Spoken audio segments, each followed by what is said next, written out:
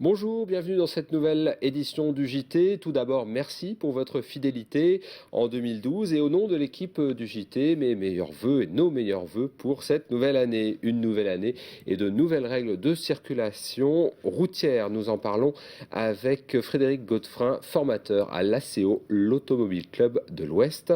Tout de suite, un coup d'œil sur l'actualité de ce lundi 9 janvier 2012 dans le Finistère. L'actualité de ce week-end, c'était bien sûr l'arrivée de Loïc Perron et de ses coéquipiers sur Banque Populaire 5. 5000 spectateurs ont accueilli les nouveaux détenteurs du record du Tour du Monde à la voile en équipage et sans escale dans le port de Brest. Pauline Ferco était aux premières loges ce samedi. Si les voiles étaient petites, l'émotion était grande ce samedi matin à l'entrée de la rade de Brest. 45 jours, 13 heures, 42 minutes et 53 secondes, c'est ce qu'il aura fallu à Loïc Perron et ses 13 coéquipiers pour faire le tour du monde à la voile. Un record absolu pour le plus grand trimaran de course océanique de la planète. Et ce n'est pas le crachin qui aurait pu gâcher la fête, des centaines de personnes sur l'eau pour accompagner l'équipage jusqu'au port du château, et puis des milliers de spectateurs sur les quais pour féliciter les nouveaux détenteurs du trophée Jules Verne. À la fois heureux et déphasés, ces marins de l'extrême reviennent sur les moments les plus marquants de leur aventure.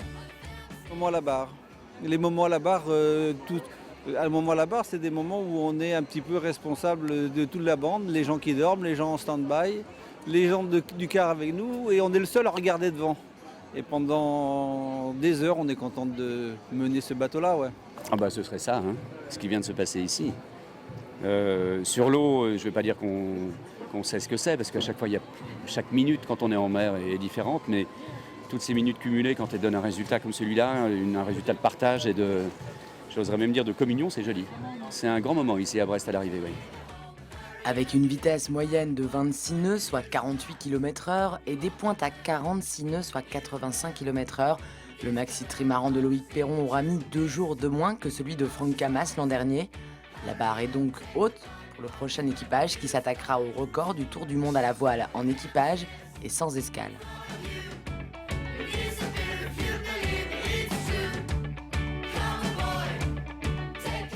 Et le port de Brest sera à nouveau envahi par le public. Ce sera en juillet prochain pour les Tonnerres de Brest. Des Brestois se préparent déjà à l'événement.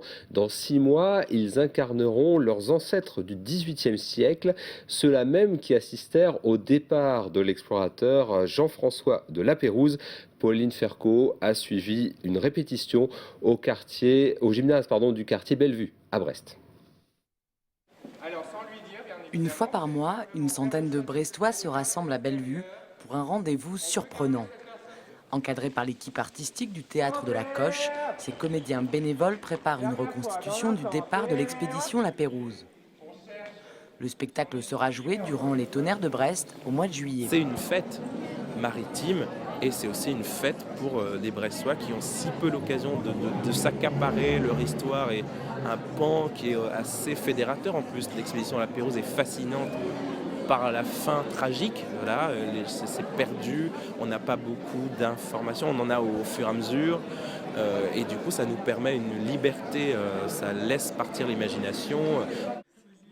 La recette fonctionne bien puisqu'une centaine de Brestois ont déjà démarré les répétitions. Certains n'ont jamais fait de théâtre de leur vie, d'autres ont déjà la fibre artistique et souvent c'est la partie historique qui les a séduits. C'est pas simple du tout, parce qu'il y a différentes générations qui se côtoient, il y a des expériences et des expériences complètement différentes. Il y en a qui ont fait beaucoup de chant, il y en a qui n'en ont jamais fait, il y en a qui ont fait beaucoup de théâtre, il y en a qui n'ont absolument pas fait. Comment dire, je baigne un peu dans le théâtre et puis en plus lier ça avec l'histoire des bateaux, ça me semblait intéressant. Le fait de reconstituer comme ça quelque chose du XVIIIe siècle, dans la mesure où je suis prof d'histoire, ça me plaît bien aussi. Ce qui me plaisait et ce qui nous plaisait, c'était de replonger dans le XVIIIe siècle et de revivre ce qu'ont vécu des personnes sur Brest, sur le port de Brest dans le XVIIIe siècle. À noter qu'une centaine d'autres bénévoles travailleront en coulisses sur les décors, les costumes ou encore la musique. Un spectacle à découvrir dès le 13 juillet sur le port de Brest.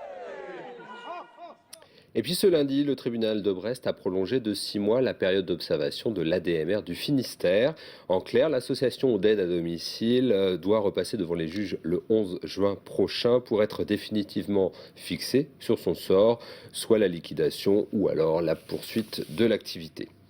En Coupe de France de foot, l'aventure s'arrête pour Brest en 32e de finale à Niort. Les Brestois se sont inclinés 2-0 samedi contre les Chamois niortais. Une défaite qui permettra aux hommes d'Alex Dupont de jouer sur un seul tableau, le championnat de Ligue 1.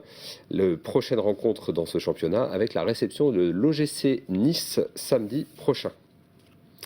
Oubliez les avertisseurs de radar, oubliez aussi le téléphone au volant en 2012, sinon il vous en coûtera très cher, très cher même. Le gouvernement met en effet un tour de vis supplémentaire pour la sécurité routière. Frédéric Godefrin, bonjour. Bonjour. Vous êtes formateur à l'ACO, l'Automobile Club de l'Ouest, à Brest. Alors, un exemple, le téléphone au volant, l'amende passe de 135 à 135 euros et de 2 à 3 points de retrait de permis. Est-ce que vous trouvez ça normal ? Vu l'enjeu, oui, je trouve ça tout à fait normal. Il faut responsabiliser le conducteur. On sait que ça nuit à la conduite. Maintenant, si la raison n'amène pas le conducteur à se passer du téléphone, c'est la sanction qui va lui faire changer d'avis. C'est dommage, mais bon. Autre mesure dont on parle beaucoup, c'est la mort annoncée des avertisseurs de radar. Alors là, on passe à une autre catégorie, c'est plus 135 euros, mais 1500 euros d'amende et 6 points de retrait de permis. Alors, beaucoup de GPS indiquent la présence des radars fixes. Comment on va procéder ?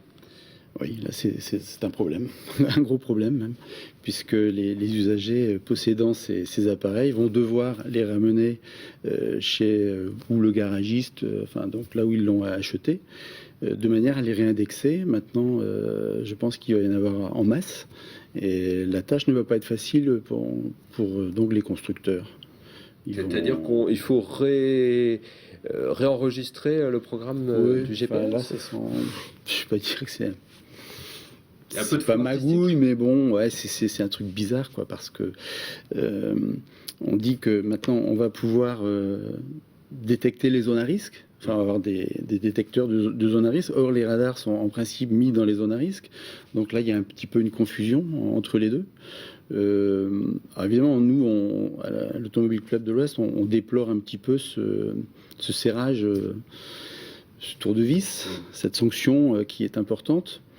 L'enjeu, de toute façon, le mérite, mais bon, à ce point-là, ça me paraît excessif. L'avertisseur de radar, je considère qu'il est quand même utile pour le conducteur qui serait un petit peu distrait, donc, voilà, qui n'aille pas dépasser la limitation de vitesse, parce que à ce moment-là, il n'était pas hyper attentif à sa conduite. Maintenant, pour les délinquants, normal, quoi.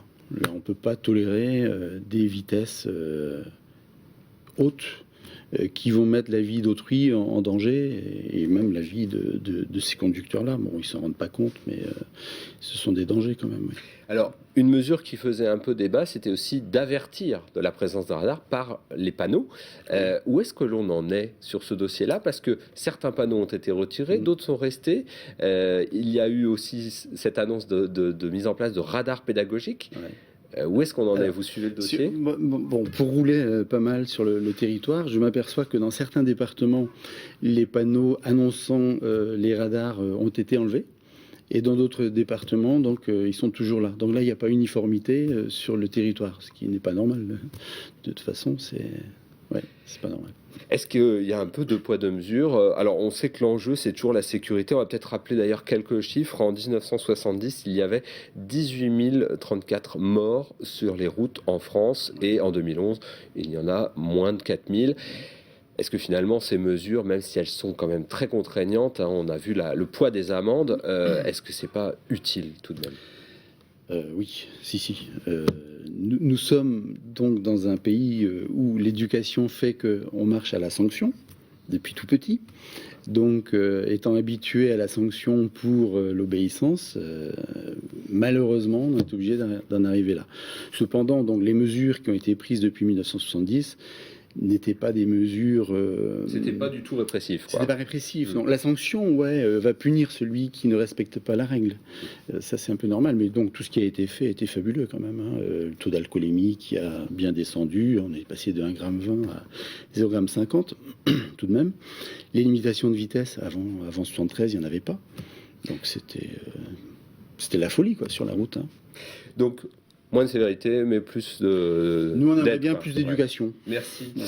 Frédéric Godefroy de l'ACO, donc vous êtes formateur ACO. Juste pour signaler des travaux sur la RN 165 jusqu'au 27 janvier dans les deux sens à Ergué, Gabéric. Bonne route à vous et bonne soirée. À très bientôt. On se retrouve demain à 18h15 pour un nouveau point sur l'actualité.